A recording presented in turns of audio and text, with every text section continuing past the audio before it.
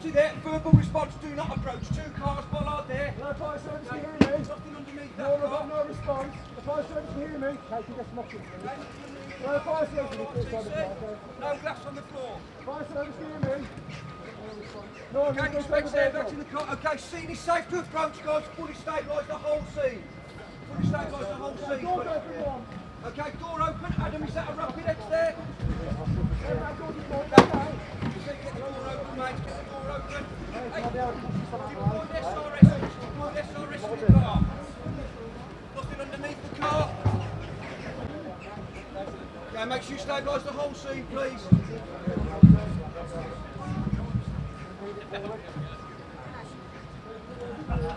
Okay, just be aware deployment patch in the car, SRS. Okay? It's not single floor cars, boys, both. Vehicles. Okay, non-electric cars. Okay. No casualties in that car also. Okay. You see, is it a rapid X, please? Okay, need that information, please. Is it a rapid X?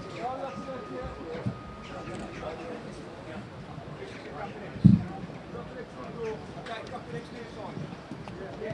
Okay, Howard, rapid X near side front door. Near side front door. Okay, no gas on the floor, no office fluid leaks. Please consider the keys to the car, please. Okay, good stuff, guys. Good start. Howard? Yeah? Howard, kid dump's there. Okay. Rubbish dump is going to be there. Casualty handling's going to be over here. All right. Okay, this one's stabilised. Okay, carry on then, Richard, please. Okay, kid dump there. Rubbish dump, casualty handling over there. Okay, no, not yet. Okay, Chris, can we get the boots open as well? Okay, think about the seats. Yeah?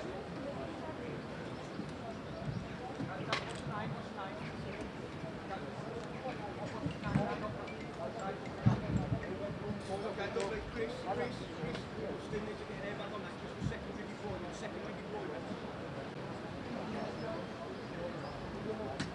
Okay, rapid X is near side, right. Okay. Okay, no obvious glass, we need to be concerned about nothing underneath the car.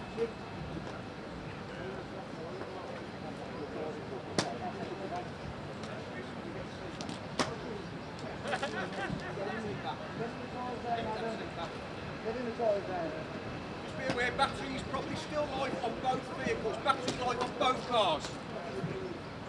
Okay, how are we doing now for stabilisation? Okay, good.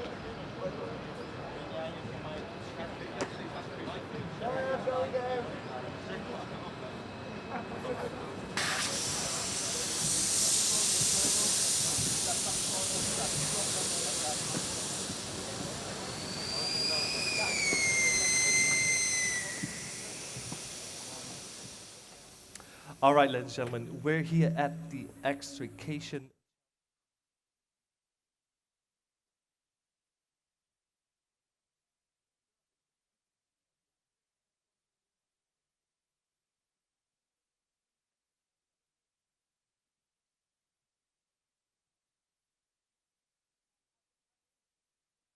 What's happening right now? Well, the team entered the pits approximately 5 minutes ago, and the first thing the incident commander did, which is, if I can identify him, he will have a tabard saying incident commander. He's currently just on the far side of the vehicle with the yellow jacket on. He did a 360-degree survey of the scene. The reason he did that was, it's a number of things. First of all, he has to establish a safe scene before he can commit his crew to perform any work. Also, along with that, he needs to identify how many casualties are actually affected in the rescue. It's a very tough job being an incident commander because you have to process information, formulate an extrication plan, and communicate the plan to the team in a very, 30 seconds, 45 seconds. So it's a very, very key skill. Ja, meine Damen und Herren, wir sind jetzt schon circa 5 bis 6 Minuten im Rettungsvorgang. Begonnen hat das Ganze damit, dass das Team sich einen 360-Grad-Überblick verschafft hat über die Szene. Dann gibt es den Commander, der natürlich dann einen Plan macht und ihn an sein Team kommuniziert, was denn als erstes getan wird. Natürlich ist die Erstversorgung der Unfallopfer immer das Wichtigste und das Erste, was getan werden muss.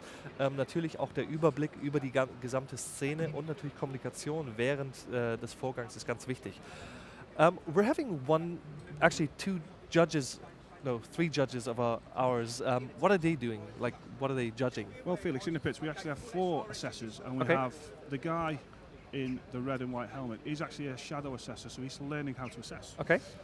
Essentially, the 4 assessors are, we have the guy with the white helmet on, he's from Australia, he's assessing the incident commander. So he purely focuses on the decision making and the action of the incident commander. The guy next to him in the orange helmet, that's Rainer, he's from Germany. He's assessing the technical team, so how they stabilize the car, how they manage the glass, how they use the tools. The medical assessor here, he's assessing what the medic is doing with the patient inside the vehicle. Now we have an open microphone channel inside the vehicle, and the assessor has an ear clip on and he can hear everything that's going on. All right, perfect. So we're looking for the medic to do a full primary and secondary survey. The patient himself, actually in 1 year, will qualify as a doctor. Okay. So he's also part of the assessment team. So what they do is they assess on command, on their technical tool ability, and also on their medical capability. So all the scores are added together, and that's how we determine the challenge winner. All right. So what just happened with the door? Why did they smash the glass? Well, the plan, I guess, is to remove the door using hydraulic tools. And if we don't manage the glass, i.e. remove the glass, then we start to use hydraulic tools and the glass will break uncontrolled. Okay. So by the guys actually electing to break the glass themselves, they're introducing an element of control. The glass is being removed or broken on their terms. Okay. Okay. So before we can use any hydraulics on the car, we need to remove the glass. All right, perfekt. Meine Damen und Herren, das Glas wurde gerade entfernt, um vorzusorgen, denn jetzt scheint gleich wahrscheinlich die vordere oder die hintere Tür, vielleicht sogar beide Türen entfernt zu werden. Und das während die hydraulischen Geräte benutzt werden, das Glas nicht zerbricht, macht man das einfach vorher, dass es gesichert passiert und dann kann es eben nicht passieren, wenn die Tür entfernt wird.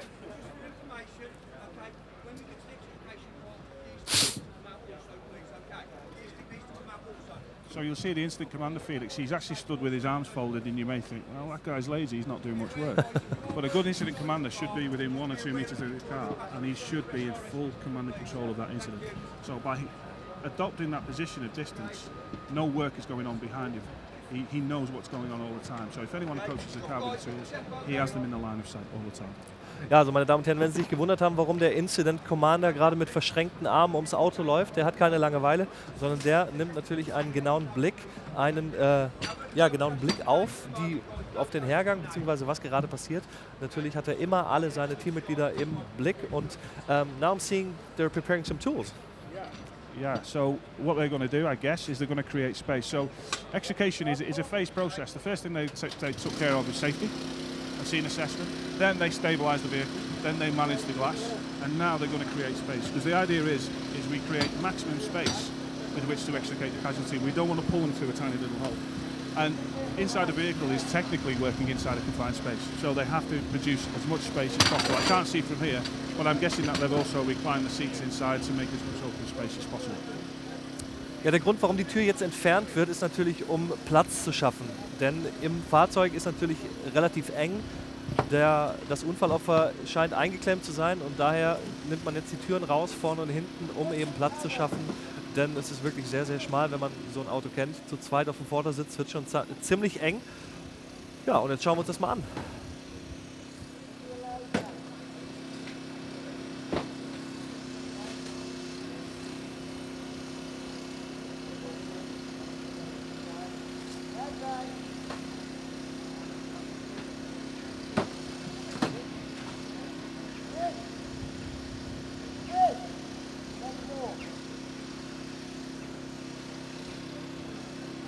Tell us something about the cooperation with Opel.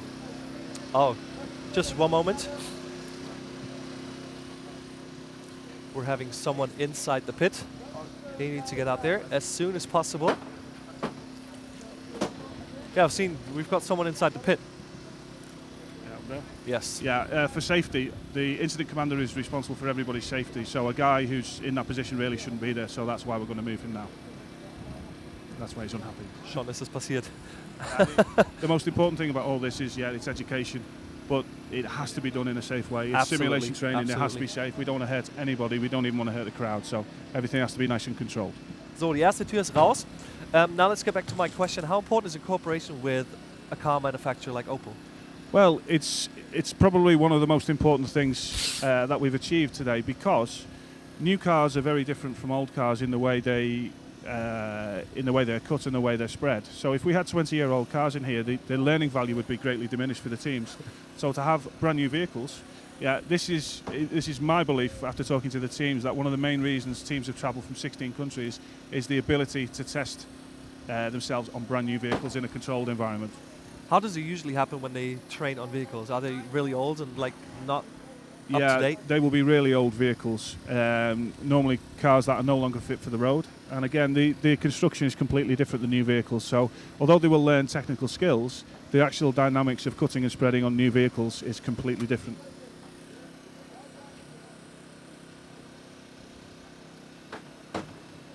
Right, second door is gone.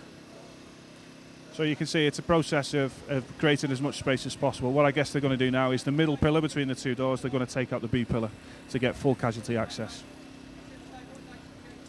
I'm guessing they probably have around 8 to 9 minutes left. It's a 20-minute evolution. And the reason it's 20 minutes is because we work to something called the Golden Hour, which is really only a guide.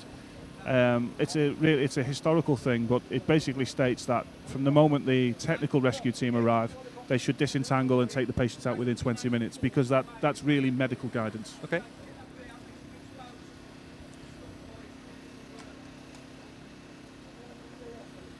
Also der Grund, warum wir hier 20 Minuten angesetzt haben, ist eine sogenannte goldene Stunde. Das bedeutet, dass vom Rettungsnotruf bis das Opfer letztendlich im Krankenhaus oder im Rettungsfahrzeug ist, maximal eine Stunde vergehen kann. Anfahrt natürlich zum Rettungsort und dann vor Ort optimalerweise 20 Minuten, bis das Opfer optimalerweise dann auf der Bahre liegt und medizinisch komplett versorgt werden kann.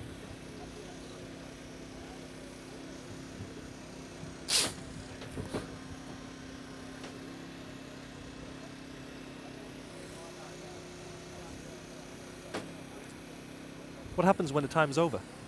Well, the incident commander, Alan, who's the guy in the white helmet, he will blow a whistle and he will see that the time is over. The teams will then return the tools to the pits, and that's really a safety thing more than anything else. After 5 minutes, the team are going to exit the pits, and then what will happen is the team will go and be debriefed. Okay. So they'll go to an area around the back, and each of the assessor will give the guys, and a girl in this case, there's a lady in this team, 3 points in command, in technical and in medical that they did really well, and 3 points they need to consider taking care of in the future. So, like, if you like, learning points.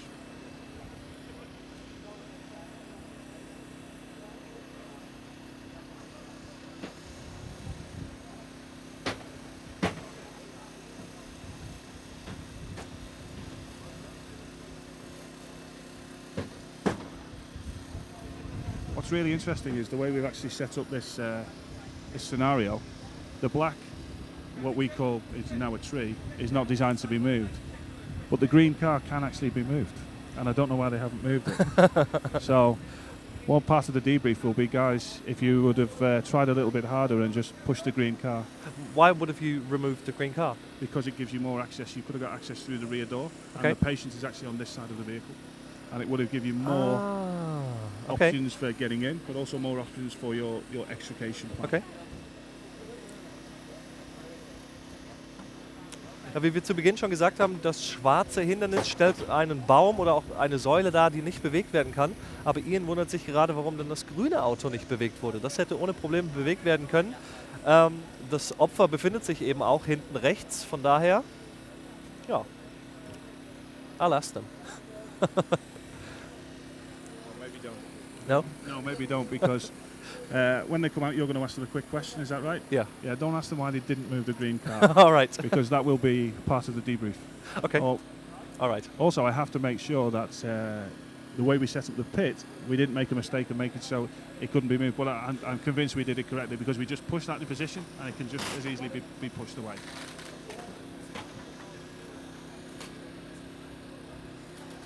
Just about 4 minutes to go.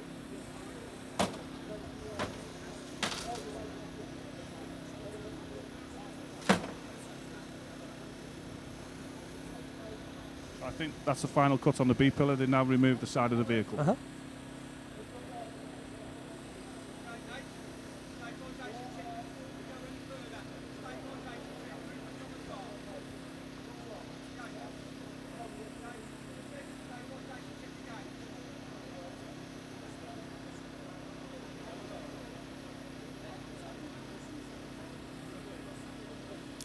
So, also die B-Säule ist jetzt entfernt worden. Man sieht gerade, wie sie weggetragen wird. Jetzt hat man vollen Zugriff zum Unfallopfer.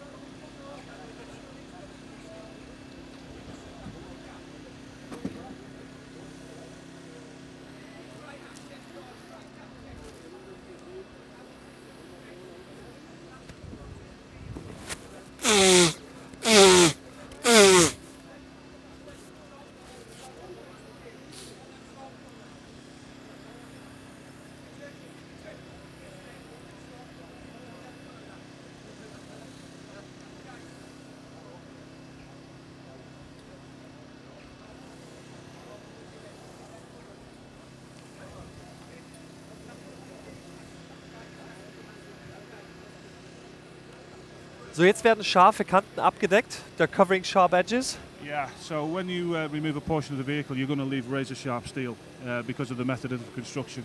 So that is purely designed just to cover the sharp edges of the vehicle so nobody hurts themselves on the sharp edges.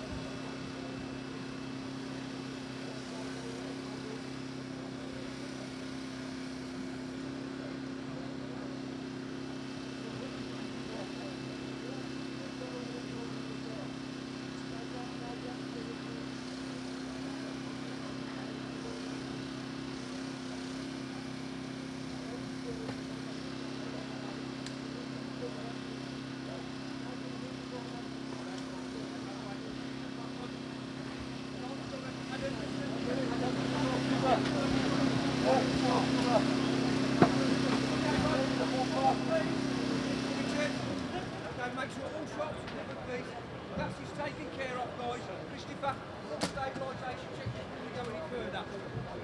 Full stabilisation check. Okay, all shots are covered.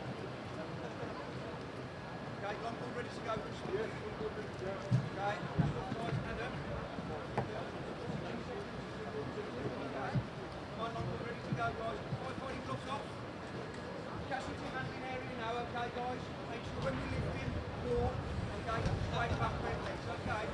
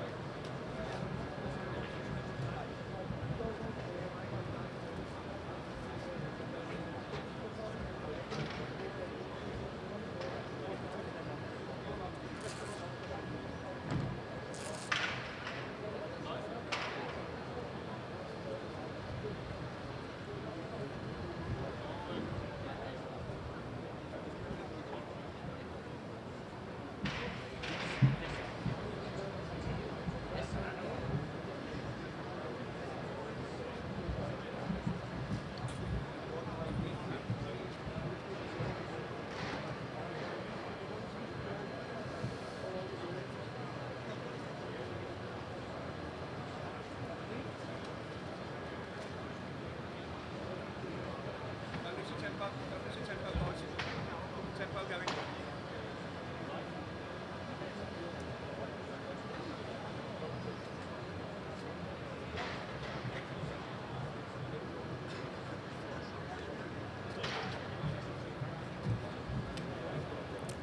So, Ian, what's happening right now?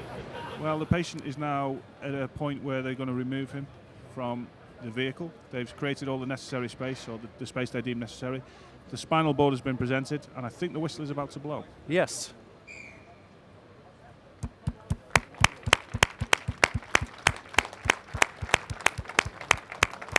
All right, I'm going downstairs.